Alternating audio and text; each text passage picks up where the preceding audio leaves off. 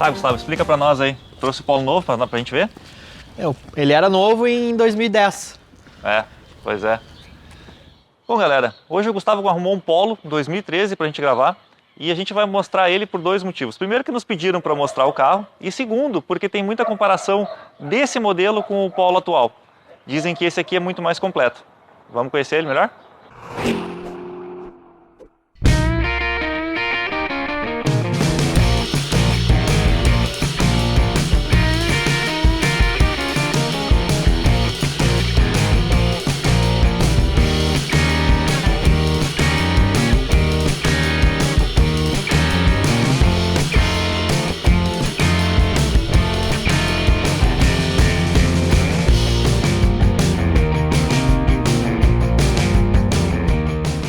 Bom, galera, o Polo é um carro que ele foi lançado na Europa em 1975. Para o Brasil ele veio só em 2002 e ele ficou aqui até o final de 2014. Algumas pessoas vão dizer, tá, mas e o Polo Classic, aquele que veio de 97 até 2002? Na verdade, esse carro, ele era chamado de Polo também, mas ele não era exatamente essa plataforma, ele não era exatamente esse carro. O Polo Classic, ele na verdade é derivado do City Córdoba, então ele era uma versão diferente do Polo e ainda uma versão com uma bundinha um pouquinho maior, uma versão sedã. Então, o Polo original mesmo, ele só veio para o Brasil em 2002, na quarta geração. A intenção da marca era trazer para o Brasil um compacto premium. Ele era para ficar então posicionado entre o Gol, que era o mais barato da linha, e o Golf, que era o mais caro. Então ele era um intermediário ali, com vários recursos interessantes oriundos do Golf. Tanto que ele sempre foi chamado de Mini Golf, né? Não é de agora que a Volkswagen resolveu colocar esse apelido no carro. E ele nunca, infelizmente, ele nunca atendeu às expectativas de vendas que eles tinham. Ele veio para cá em 2002, na quarta geração, sofreu uma reestilização, um facelift em 2006, e depois, em vez de trazerem a quinta geração que foi lançada na Europa, a montadora resolveu lançar no Brasil a segunda reestilização, que é justamente essa que vocês estão vendo aqui. Ele sempre se caracterizou por ter dois faróizinhos na frente. Infelizmente, era um dos poucos carros que a Volkswagen estava tendo uma identidade visual um pouco diferente do resto da linha, que ela ia do Gol até o Tiguan, tudo mais ou menos igual. Essa última reestilização, infelizmente, ele perdeu um pouco essa característica. Ele ainda estava um pouquinho diferente, mas vocês vão ver que o para-choque dele já é bem parecido com o do Gol, o do Jetta e por aí vai. Inclusive, tinha até uma foto que comparava, né, as frentes dos Volkswagens aí, e ela era bem difícil de identificar qual era qual carro, né? De tão parecido que eles realmente ficaram. Então, não é de agora que a Volkswagen tem o Gol igual ao Polo, que é igual ao Jetta, que é igual a toda a linha, né? No início das vendas desse carro, ele era oferecido em 3 opções de motores. Ele tinha o 1.0 16 válvulas, tinha o 1.6 e tinha o 2.0. Depois, logo em seguida, o 1.0 acabou saindo de linha, porque ele não estava muito adequado com a proposta do modelo, que era ser um pouquinho acima, digamos assim, do Gol. Esse aqui é o famoso EA111, o motor 1.6, 8 válvulas, que tem 101 cavalos a gasolina e 104 a etanol. Tem 15,4 kgfm a gasolina e 15,6 andando a etanol. É um motor assim, extremamente confiável, extremamente robusto. Não tem aquele problema que infelizmente aconteceu nos 1.0 da Volkswagen. Ele não funde sozinho, sem dar alerta nenhum, porém ele tem alguns vícios. O que acontece é que a Volkswagen sempre usou o compressor do ar-condicionado diferente no Polo do que todo o restante da linha. Esse compressor aqui, ele não tem o acoplamento eletromecânico, que é aquele que tu liga a chave e ele realmente começa a funcionar o eixo do compressor. Esse aqui ele está sempre ligado, ele está sempre girando. O que acontece? Normalmente, perto dos 60 mil quilômetros, o compressor estraga e aí tem que trocar. O novo na concessionária custa em torno de 8 mil reais. Então, é um pipinão. Sempre acompanhou o Polo. Eu achava que era só nas primeiras versões, mas infelizmente o dono desse aqui, que é 2013, disse que também teve o mesmo problema. Essa versão aqui, ela ainda tem o tanquinho de gasolina, aquele utilizado para partidas a frio quando está usando etanol no tanque de combustível. Tem algumas versões, a chamada E-Flex, que já não tinha mais, mas ele era uma versão, digamos assim, meio prematura do sistema, tanto que em dias muito frios tinha que virar a chave e esperar um bom tempo até ele aquecer o combustível e conseguir dar a partida no carro. Se tu virasse direto a chave, ele não pegava. Mas isso é um pequeno detalhe, isso foi corrigido logo em seguida. A versão hatch, ela infelizmente não tem um porta-malas muito grande. O porta-malas dele tem 250 litros e é um porta-malas relativamente bem acabado. Ele tem forração nas laterais e tal, ele só não tem a forração no encosto do banco. Não chega a ser um grande problema, né? Ele vem também com os ganchinhos aqui para colocar aquelas redinhas, só não vem com a redinha de fábrica. E uma coisa que eu sempre gosto de falar é que ele tem um step convencional, não é um step temporário. Esse carro aqui ele vem equipado com uma chave do tipo canivete, com a comando de abertura das portas e do porta-malas aqui. E ele também vem equipado de série com sensores de estacionamento. E isso é uma outra característica do carro. Ele vem bem equipadinho desde as versões mais básicas. Por exemplo, esse aqui é o simplesão. Porém, tem direção hidráulica, tem ar-condicionado, travamento elétrico das portas, vidro elétrico nas 4 portas, os sensores que eu acabei de falar, vem com repetidor de seta nos espelhos. Só não vem com essas rodas de liga leve que o dono colocou depois. Tá, beleza, a gente mostrou o carro por fora, mas vamos dar uma olhadinha no espaço interno, começando aqui por trás, como é de praxe. Ih! Ui, não vai dar muito certo isso. E aí? Ai, cara, é meio apertadinho. É meio apertadinho, mas eu te confesso que olhando de fora eu achei que ia ser pior. Eu não estou bem confortável aqui dentro, tá? Por quê? Porque minhas pernas estão encostadas no banco do motorista, empurrando um pouco ele para frente. Mas eu confesso que quando eu olhei, eu achei que ia ser tão apertado quanto o 208. Mas não, até que não é não, tão nem tá batendo apertado, cabeça, né? Tá só encostando meus cabelos petados aqui, mas eu realmente não tô encostando a cabeça no teto. Cara, até que eu tô bem assim, mas realmente, até eu tô batendo com as pernas no banco. Pois é. Claro que esse aqui tá um pouquinho mais pra trás, esse banco. Ele tá bem recuado, né? Mas mesmo assim, né? Pra ti que nunca ficou apertado, até aqui tá. é estranho, né? É estranho. Com relação ao banco, eu tenho uma crítica que eu sei bastante. Uma vez eu fiz uma viagem com esse carro, até não com esse aqui, mas com um carro desses, uma viagem de 6 horas aqui no banco de trás. O encosto do banco traseiro é muito reto. Ele não tem um ângulozinho para trás, ele é muito reto. E para mim isso é muito ruim. Eu passei trabalho assim para conseguir viajar todas umas 6 horas assim, nesse banco aqui. E ele é meio durinho também, né? Como Além todo de ser bom duro. Volkswagen, ele é mais firmezinho que os normais. Então, realmente, deve ser meio incômodo andar aqui atrás. Não sei porque eu nunca fiz essa viagem, então vou acreditar em ti, que já tem experiência com isso. Mas aí depende, daqui a pouco alguém gosta de andar com o banco mais reto, daqui a pouco fica bom, né? Mas pra mim, não, eu gosto um pouquinho mais deitadinho. Exato. E, né, pessoal, não tem encosto de cabeça traseira e não tem o cinto de 3 pontos. Pois é. Apesar disso, no protocolo antigo de testes do Latch Cap, ele tem 4 estrelas. Por quê? Porque o teste ele só avaliava a colisão frontal, não tinha o impacto lateral, e ele também não exigia o controle de estabilidade de tração, algo que é obrigatório hoje ter em todas as versões. Esse aqui não tinha isso como disponível. Então, se ele fosse avaliado hoje, com certeza ele perderia muitas estrelas. Mas esse era um carro que já tinha uma estrutura um pouquinho mais reforçada, né? Como ele é um carro de padrão europeu, ele tinha a chapa, já usava chapas de espessura variável, ele já tinha uma célula de sobrevivência um pouquinho melhor que os demais. Claro que não era tão bom quanto a plataforma MQB que é vendida hoje, né? E ó, pessoal, pelo menos aqui atrás nós temos um tecidinho nas portas, ó. Não é toda de plástico. Pois é, o acabamento desse carro, ele realmente é um pouco melhor do que o normal, né? E eu acho que é por isso que muitas pessoas estão reclamando que o Polo hoje, ele mais parece com o Gol do que realmente o Polo. Mas vamos dar uma olhadinha lá na frente que a gente vai conseguir ver isso melhor. Isso aí. Sabe uma coisa que me chamou a atenção quando a gente gravou o Virtus e eu esqueci de falar? É que essa coluna A aqui, ó, que ela tem um acabamento onde a peça, ela tem bem o fechamento do molde, é que assim, de ponta a ponta aparece a rebarba do fechamento do molde. Isso é normal em peças injetadas, mas normalmente quando tu projeta a peça, tu tenta esconder essa rebarba. E a Volkswagen, eu achei que tinha acontecido só no novo Polo, mas não, a Volkswagen já vem mantendo esse erro desde as versões mais antigas. Esse aqui não aparece tanto, me pareceu que a rebarba do Virtus era um pouquinho mais proeminente, né? Mas fora isso, dá pra ver outras coisas também. Esse carro ele parece usar plásticos de melhor qualidade. E isso espantou muita gente que já conhecia essa versão do Polo em relação ao novo. Não estou nem falando do design do painel, mas sim da qualidade do material empregado realmente, né? E ele tem um acabamento bom nas portas, ele não tem soft touch no painel, coisa que eu acho que realmente é besteira. Mas ele já vem, por exemplo, com um rádio bem completinho para a época, não é um multimídia ainda, mas era um rádio bom. Ele vem com o sensor de estacionamento integrado ao rádio. Então quando a gente coloca aqui, ó, aparece o sensor aqui, o espelho lá faz o tilt down, ele baixa para a gente estacionar. E aparece aqui no cluster também o sensor de estacionamento. E mais uma coisa, ele liga o recirculador de ar também. Liga o recirculador de ar? Tá vendo? Desliga agora.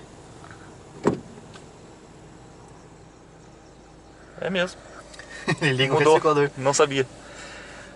E Ele vem com o famoso Climatronic, que é o ar-condicionado digital de uma zona só, mas que é bem melhor do que aqueles convencionais, né? Outra coisa também que ele liga quando engata ré é o limpador traseiro quando o limpador da frente está ligado. Então quando engata ré ele faz um monte de coisa. Menos andar sozinho. É. E falando em limpador traseiro, ele tem um detalhezinho no limpador dianteiro que eu acho bem legal e que não são todos os carros que tem. Ele tem o temporizador aqui, ó, para te selecionar a frequência que tu quer do intermitente. Eu acho isso muito bom. Essa versão aqui tem o volante multifuncional, não é aquele do Golf, mas é um volante bem completinho, com um design muito parecido, só não tem a base quadrada, eu diria assim. E vem equipado com o famoso botão do Gol bolinha 97. O cluster do velocímetro dele é o padrão da Volkswagen, com o computador de bordo no meio, né, o contagiros num lado, o velocímetro no outro e o marcador de temperatura e combustível lá em cima. E aqui nós temos como conveniência as luzes de leitura individual para o motorista e para o passageiro. Além disso, o famoso espelhinho no parasol com uma luzinha que abre quando tu mexe na ventarola dele. E outra coisa, Felipe. Ventarola é brabo, né?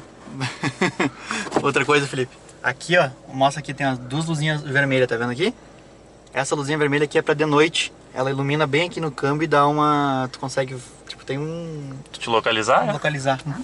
Que interessante. De noite eu viajei nesse carro aqui, tem... Que legal. E nós falamos também que o Virtus, né, consequentemente o Polo, não tem o puta merda. Esse aqui tem o puta merda pra todos. Quase todos. Só não tem no motorista. Claro. O do motorista, ele tem um porta-óculos. Ah, puxa. Que eu me atrapalhei todo pra abrir. E outra coisa que ele tem também é espelho elétrico. Pois é. Essa é outra reclamação das pessoas, né? Hoje eles perderam o espelho elétrico. Esse aqui já tinha desde a versão de entrada. Uma coisa que a gente achou interessante aqui nesse carro é que ele tem o One Touch para todos os vidros quando tu usa o acionamento do lado do motorista. Então, ele sobe e desce com um toque só. Mas o Gustavo tentou fazer isso na porta dele e... Não vai. Só tem One Touch se o motorista abrir lá. Não nós, não o carona. Esquisitinho, né? Esquisito, diferente. Tem uma coisa que eu gosto muito nesse carro, que todos os carros deveriam ter, cara. Beleza, todos os carros têm porta-objetos, legal. Mas esse aqui, ó, esse porta-objeto aqui é muito prático. Cara, eu vou largando as coisas aqui, ó. É muito prático. Tanto aqui quanto lá no motorista. Cara, esse aqui é muito prático. É muito bom mesmo. Tá, mas vem cá, né?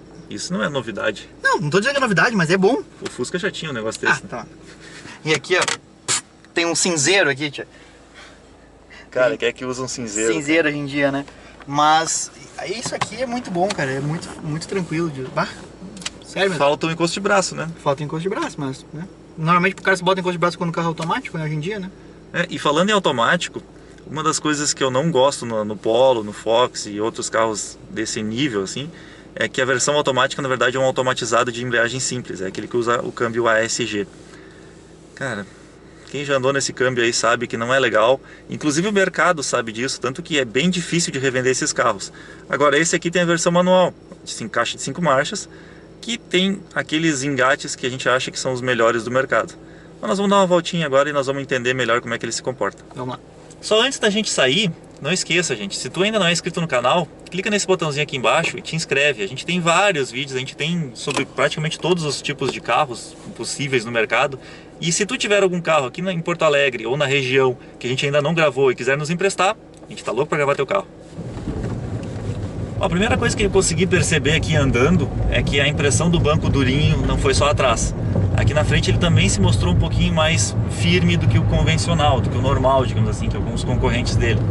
Mas ele não chega a ser desconfortável. Eu só estou tendo uma certa dificuldade de me adaptar com a posição do banco. Não sei porquê ele não tem uma posição exatamente como eu esperava ou como eu queria. Mas ela é boa, tá? Tanto que ele tem várias regulagens. Tu consegue botar ele para frente, para trás, para cima, para baixo. Enfim, a regulagem do ângulo é milimétrica, aquela que o Gustavo adora. Isso, girar aqui, ó. A direção dele, apesar de ser uma direção hidráulica, não era elétrica ainda, ela é bem leve e bem precisa. Eu achei muito boa. E ela tem regulagem de altura também, né? E ela tem regulagem de altura também. O câmbio desse carro é sensacional, ele só é um pouquinho curto. Tanto que a versão Blue Motion, ela se caracterizava por ter o mesmo motor desse aqui, porém trabalhar com um câmbio de escalonamento bem diferente. Ele tinha a primeira e a segunda um pouquinho mais curtas, a terceira igualzinha à terceira do 2.0 e a quarta e a quinta bem mais longas que inclusive o motor 2.0, tudo para priorizar o consumo de combustível. Isso é uma coisa que o dono reclama quando faz viagem, porque ele tem família no interior aqui do Rio Grande do Sul, e a quinta marcha dele a 100 por hora ele está girando 3.800 RPM. 3.800? Desculpa, 2.800 a 100 por hora. Apesar desse motor ter o pico de torque em 2.500 RPM, que poderia priorizar um pouco mais as baixas rotações, como o próprio Gustavo já falou, o câmbio trabalha com giro um pouquinho mais alto, né?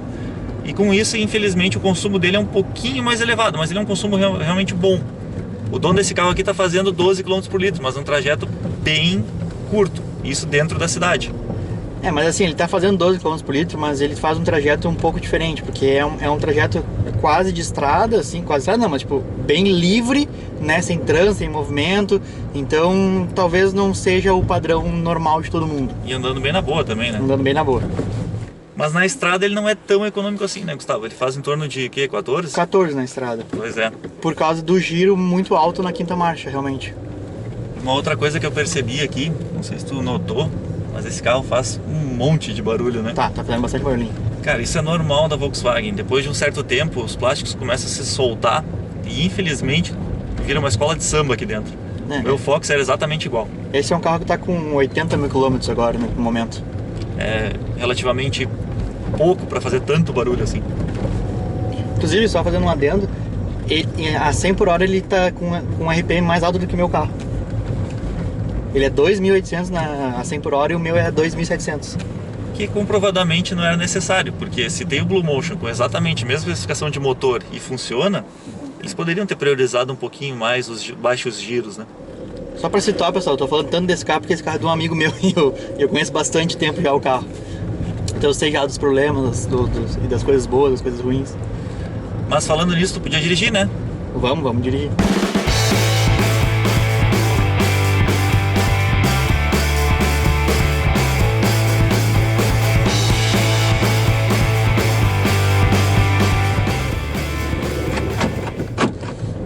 Tranca as portas sozinho também? Isso é uma coisa boa, né? Ele, a partir de 20, 25 km por hora, ele trava sozinho as portas. Algo que no Etios não tem nem como opcional. Assim, o que eu acho legal desse carro, assim, de tudo que eu conheço, né? Eu acho ele muito completo, ele vem com muita coisa. Tipo, o rádio, por exemplo, é um rádio simples, tá? Não é ainda um rádio com tela e tal, porque naquela época não era tão comum. Simples, mas bem equipadinho. Mas ele é um rádio com Bluetooth, ele é um rádio com até entrada de cartão USB, que hoje em dia cartão USB. Não. SD. SD, desculpa. Ele tem uma porta USB e cartão leitor de cartão SD. Leitor de cartão SD e uma porta USB e Bluetooth. Então, cara, é bem completo. E ainda todo o controle dele aqui pelo volante, e ainda tu consegue ver no cluster do painel, tu consegue ver tudo que tá acontecendo. Então, realmente, é muito completo, tudo interligado. O ar-condicionado digital é uma coisa também que naquela época também não era tão comum vir. E hoje em dia até para comprar um ar-condicionado digital tem que pagar um pouco mais, né, Felipe? Então, falando em preços, quanto é que tá valendo esse carro hoje? A FIP dele gira em torno aí de 31 mil reais. Pois é, esse até é um carro que não desvalorizou tanto, porque novo ele custava 45 mil reais. Então, claro que a gente tinha naquela época alguns incentivos do governo, que depois foram tirados ali no final de 2014, e os custos aumentaram muito ali de 2015 para cima, né? Mas se tu analisar bem que o carro já tem 5 anos de uso, 14 mil reais não é uma desvalorização tão alta assim. E a mecânica dele, a mecânica da Volkswagen, o mesmo do Gol, é o mesmo do Fox, né? Então é uma mecânica que a gente sabe que é confiável, né? E exatamente igual a todos os outros carros. O câmbio, a gente gosta bastante desse tipo de câmbio. Uma coisa que eu acho melhor nele do que no Fox é a posição de dirigir. A posição de dirigir eu acho ela melhor. A do Fox tem... Depende de cada um, né? O Felipe gostava, por mais exemplo, sentado. Né? Na verdade eu me acostumei. Eu acho que talvez por isso eu esteja estranhando um pouco a posição desse aqui. Então, no Fox anda mais sentado, mais cadeirinha. Esse aqui eu também não gostava muito da posição do Fox no início. A única coisa que esse carro não tem são os faroletes, e também não vinha com as rodas de liga leve, ele vinha com rodas de ferro. E aí o dono do carro, meu amigo, ele colocou umas rodas aro 16 do Bora, que ele achou bonito, achou combinar, e o bom pelo menos é da mesma marca, né? E falando dos problemas desse carro, como o Felipe comentou no começo do vídeo, o compressor do ar-condicionado deu problema realmente. Ele teve que fazer a substituição do compressor do ar-condicionado, que é um câncer, vamos dizer assim, desses carros, né? E outra coisa que acontece muito, que até o Felipe achou engraçado, foi que ele já trocou 2 vezes bobina desse carro. Pois é, o meu nunca tive problema elétrico e é exatamente a mesma elétrica do Fox. Eu não sei porquê, esse aqui queimou bobina, queimou cabo, estragou um monte de coisa. Toda essa parte de elétrica ali, de cabo e bobina, já 2 vezes já, então isso é uma coisa bem chata, assim. Mas foi esse aqui, teoricamente, né? Sabe que uma dica importante, que um amigo meu que tinha um Polo igualzinho a esse aqui, ele teve problemas várias vezes até conseguir a solução, é com relação aos calços do motor. Se tu é um cara que gosta de pisar forte, gosta de arrancar mais forte e tal, chega um ponto que os calços eles estouram, porque ele prioriza um pouco o conforto. Tem um calço que é utilizado no CrossFox, que ele é bem mais robusto que os originais do Polo e até mesmo do Fox normalzinho, né? Então, se um dia tu tiver problema com o calço da caixa ou do motor, dá uma olhadinha nos calços do CrossFox e compra ele. Ele é um pouquinho mais caro, mas é pouca diferença.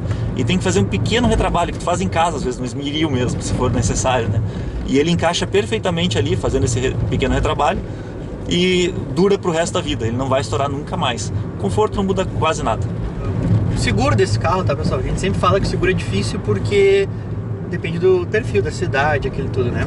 O meu amigo, ele pagou nesse carro aqui, ele pagou R$2.200 de seguro. O seguro dele é um pouquinho mais elevado que o normal. Ele não é barato. E outra coisa que não é barata nele é a manutenção. A manutenção desse carro, ele era a cada 10 mil quilômetros ou 6 meses. E aí, meu velho, saía quase R$6.000 em 60 mil quilômetros. É um custo bem elevadinho. Agora, como é usado, tu vai fazer a manutenção muito cachada agora também, que né? ele já não está mais na garantia, porque a garantia total do carro era 1 ano. 3 anos motor e caixa e 5 anos contra corrosão. Como já passou de tudo, faz um teu mecânico e gasta bem menos, né? Tá, Gustavo, mas e qual é o teu veredito sobre o carro? Cara, esse é um carro que eu acho que ele tem um custo-benefício muito bom. É um carro que a gente está custando cerca de 30, 31 mil reais aí, tá, vai achar mais barato, mais caro no mercado, obviamente, mas ele tem muitos itens de conforto. E aí, Felipe, ele tem ABS, ele tem airbag, né, que naquela época não era obrigatório ainda, né, mas ele tem os dois airbags aqui, motorista e passageiro, e ABS também, né, então já é um item de segurança, né, a mais. Então eu acho que ele tem muitos itens mesmo, ele é um carro muito completo e com um valor hoje em dia muito acessível pro pessoal. Eu teria com certeza esse carro. Eu assim, ó, eu fiquei muito na dúvida. Eu sempre gostei do desenho do carro. Quando eu morava em Santa Cruz, eu queria ter comprado um logo que saiu a primeira reestilização. E eu acabei não comprando por causa do espaço do carro. Eu acabei preferindo o Fox porque ele é um pouco maior por dentro. Mas eu gosto bastante do acabamento, eu gosto bastante do carro em si, gosto bastante da mecânica desse carro. A gente já falou várias vezes aqui que a gente é fã desse câmbio. E realmente hoje eu não conheço um câmbio melhor. Mas de uma maneira geral, assim, eu só acho ele pequenininho demais, né? Eu acho que ele poderia ser um pouquinho melhor aproveitado por dentro. Mas é um carro que vale a pena sim. Uma coisa estranha é o porta-malas ser tão pequeno, né? Exato. Que ele é um carro que ele deveria ser maior do que o Fox e que o Gol, mas tem o porta-mala menor do que eles. Mas não é só o porta-malas, né? Tu viu ali atrás que também é apertadinho para quem vai no banco traseiro, né? Então... Inclusive o porta-mala é menor do que o do meu Palio. Pois é. E a outra coisa que incomoda um pouquinho é essa questão do ar-condicionado, né? Que eu achei que eles tinham resolvido, mas depois que eu falei com o dono desse carro aqui, eu vi que continua a mesma coisa. Então tá, galera, eu acho que é isso aí. Se vocês tiverem mais alguma dúvida, alguma pergunta, faça aqui embaixo nos comentários, que na medida do possível a gente vai responder a todos. Valeu! Valeu! E aí, Gustavo, trouxe um novo Polo pra nós aí? Novo Polo, 1.0 turbo. Você esqueceu de dizer que isso foi no lançamento de 2013, né? Cara, baita carro. Quer dizer, não sei, vamos ver. E nós vamos mostrar algumas... Não é mostrar, cara. Não é isso, cara. O que tu quer falar, não sei. Pois é, eu também não sei. Mas ficou uma bosta isso. A outra tinha ficado melhor, né? Mas é o que eu tinha falado. Por que eu esqueço tudo, cara? Inclusive, dando 2 toques, ele destrava aqui. Mas ficou bom. Quando ele começa a se mexer, depois ele corta minhas orelhas.